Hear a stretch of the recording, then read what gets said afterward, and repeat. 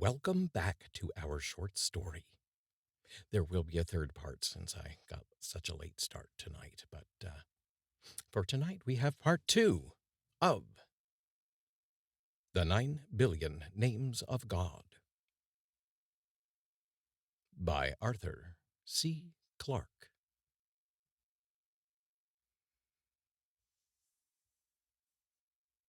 The view from the parapet was vertiginous, but in time one gets used to anything.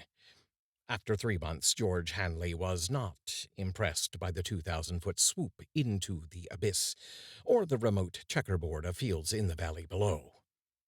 He was leaning against the wind-smoothed stones and staring morosely at the distant mountains whose names he had never bothered to discover.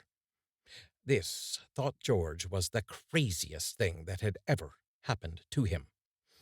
Project Shangri-La, some wit back at the labs had christened it. For weeks now, the Mark V had been churning out acres of sheets covered with gibberish. Patiently, inexorably, the computer had been rearranging letters in all their possible combinations, exhausting each class before moving on to the next. As the sheets had emerged from the electromagnetic typewriters, the monks had carefully cut them up and pasted them into enormous books. In another week, heaven be praised, they would have finished. Just what obscure calculations had convinced the monks that they needn't bother to go to words of 10, 20, or 100 letters, George didn't know. One of his recurring nightmares was that there would be some change of plan, and that the High Lama, who they naturally called Sam Jaffe, though he didn't look a bit like him, would suddenly announce that the project would be extended to approximately AD 2060. They were quite capable of it. George heard the heavy wooden door slam in the wind as Chuck came out onto the parapet beside him. As usual, Chuck was smoking one of the cigars that made him so popular with the monks, who it seemed were quite willing to embrace all the minor and most of the major pleasures of life. That was one thing in their favor. They might be crazy, but they weren't blue noses. Those frequent trips they took into the village, for instance. Listen, George, said Chuck urgently, I've learned something that means trouble. What's wrong? Isn't the machine behaving? That was the worst contingency George could imagine. It might delay his return, and nothing could be more horrible. The way he felt now, even the sight of a TV commercial would seem like manna from heaven. At least it would be some link with home. No, it's nothing like that. Chuck settled himself on the parapet, which was unusual because normally he was scared of the drop. I've just found out what all of this is about. What do you mean? I thought we knew. Sure, we know what the monks are trying to do, but we didn't know why. It's the craziest thing. Tell me something new, growled George. But old Sam's just come clean with me. You know the way he drops in every afternoon to watch the sheets roll out.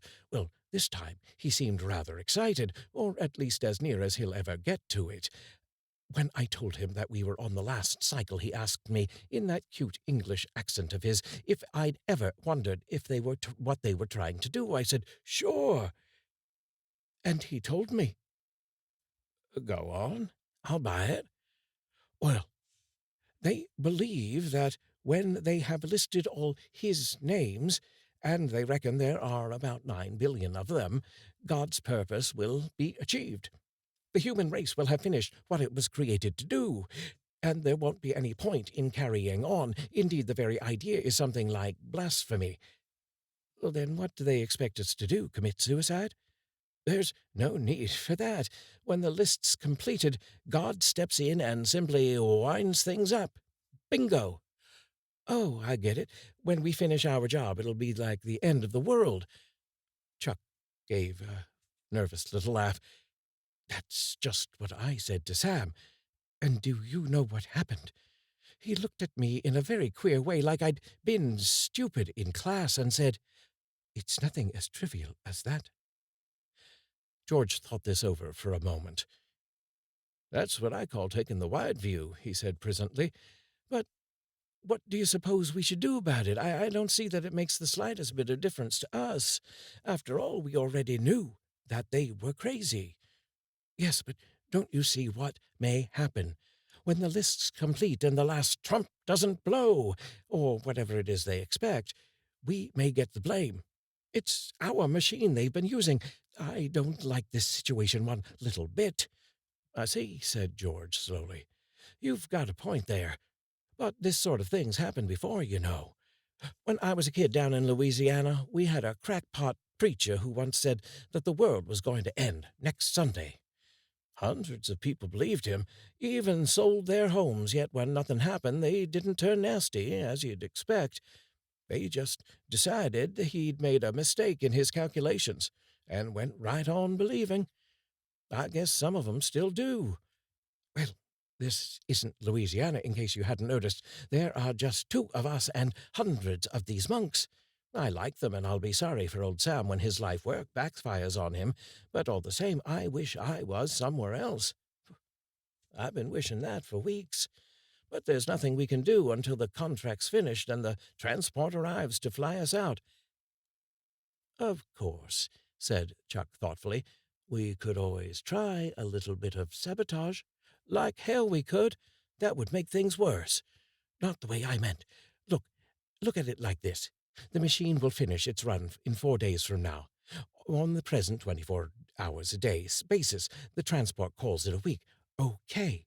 Then all we need is to find something that needs replacing during one of the overhaul periods, something that will hold up the works for a couple of days. We'll fix it, of course, but not too quickly. If we time matters properly, we can be down at the airfield when the last name pops out of the register. They won't be able to catch us then.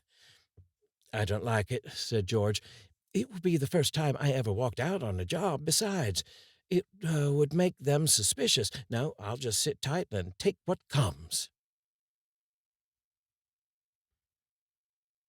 And there ends part 2 of The 9 Billion Names of God by Arthur C. Clarke. Tune in tomorrow for the final installment to see what happens to our trusty Tex in Tibet. And the monks, too. All right. I'll see you tomorrow.